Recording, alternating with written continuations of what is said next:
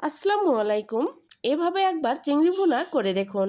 সহজ রেসিপিটাই স্বাদে হবে অতুলনীয়। মাছ স্বাদের করতে চাইলে খুব বেশি কিছু যে করতে হবে তা না। এই রেসিপি অনুসরণ করলেই সেটা বুঝতে পারবেন। আশা করি আজকের রেসিপি আপনাদের ভালো লাগবে। চলুন তাহলে রেসিপিটি দেখে নেওয়া যাক। প্রথমেই আমি এখানে 500 গ্রাম চিংড়ি মাছ ভালোভাবে কেটে ধুয়ে পরিষ্কার করে নিয়েছি। তারপর এখানে দিয়ে দিলাম হাফ চামচ পরিমাণ লবণ এবং হাফ চামচ পরিমাণ হলুদের গুঁড়া। লবণ এবং হলুদের গুঁড়াটা চিংড়ি মাছের সঙ্গে ভালোভাবে মিশিয়ে নিব। এখন চুলায় প্যান বসিয়ে পর্যাপ্ত পরিমাণ তেল দিয়ে দিব।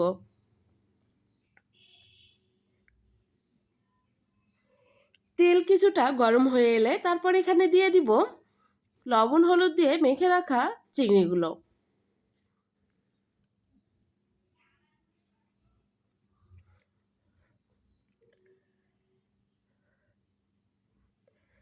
সবগুলো চিংড়ি দেওয়ার পর কিছু সময় অপেক্ষা করব। তারপর এভাবে উল্টিয়ে দিব। চিংড়ি মাছগুলোকে হালকা করে ভেজে নিব। খুব বেশি সময় ধরে ভেজে নেওয়ার প্রয়োজন নেই। সুন্দর একটা কালার আসা পর্যন্ত ভেজে নিলেই হবে। উল্টিয়ে দেওয়ার কিছু সময় পর মাছগুলোকে উঠিয়ে নিব। মাছগুলো আমার ভেজে নেওয়া হয়ে গেছে। এরপর চুলায় অন্য একটি প্যান বসিয়ে আমি প্যানে নিয়ে নিলাম হাফ কাপ পরিমাণ পেঁয়াজ এবং তার সঙ্গে দিয়ে দিব 3 টেবিল চামচ পরিমাণ রান্নার তেল। তেলটা দেওয়ার পর অনবরত নেড়েচেড়ে পেঁয়াজগুলোকে হালকা করে ভেজে নিব। যখন পেঁয়াজের কালারটা কিছুটা ব্রাউন হয়ে আসবে ঠিক এ পর্যায়ে কিছুটা পানি দিয়ে দিব। তারপর এখানে দিয়ে দিব হাফ চামচ পরিমাণ লবণ অথবা স্বাদ মতো। তারপর হাফ চামচের কম হলুদের গুঁড়া, 1 চা চামচ পরিমাণ মরিচের গুঁড়া অথবা স্বাদ মতো। তারপর এখানে দিয়ে দিব রসুন পেস্ট হাফ চামচ পরিমাণ, আদা পেস্ট হাফ চামচ পরিমাণ। এবার মশলাগুলো দেওয়ার পর পেঁয়াজের সঙ্গে নেড়ে চেড়ে খুব ভালোভাবে কষিয়ে নিব। কিছু সময় কষানোর পর এখানে দিয়ে দিব জিরার গুঁড়া। কাঁচা জিরা গুঁড়া করে রেখেছিলাম, সেই গুঁড়াটা এখানে দিয়ে দিলাম।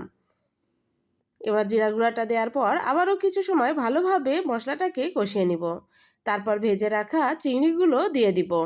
মশলাটা আপনি যত ভালোভাবে কষিয়ে নিতে পারবেন আপনার মাছের টেস্টটা কিন্তু ততটাই ভালো আসবে। এখন মশলার সঙ্গেও মাছটাকে খুব ভালোভাবে কষিয়ে নিব।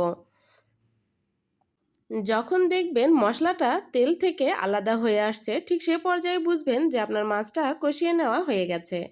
এখন এখানে দিয়ে দিব পানি। আমার মাছটা কষানো হয়ে গেছে। খুব বেশি পানি দিয়ে জাল করার প্রয়োজন নেই।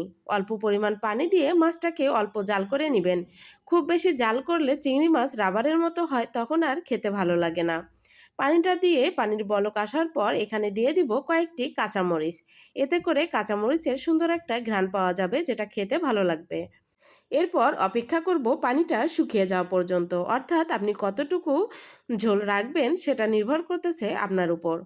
চিংড়ি ভুনা আমার সম্পূর্ণ কমপ্লিট। এখন আমি নামিয়ে ফেলব এবং পরিবেশন করে দেখিয়ে দিচ্ছি।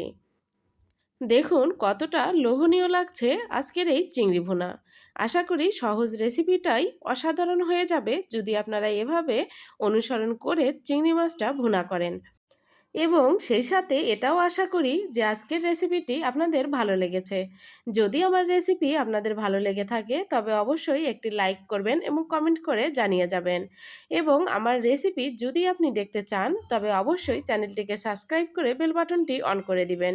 এতে করে আমি ভিডিও আপলোড দেওয়ার সঙ্গে সঙ্গে আপনার কাছে নোটিফিকেশন চলে যাবে এবং আপনি খুব সহজেই আমার রেসিপিগুলো দেখতে পারবেন। সবাই ভালো থাকবেন, সবার পরিবারকে নিয়ে আমার জন্য দোয়া রাখবেন। আল্লাহ হাফেজ।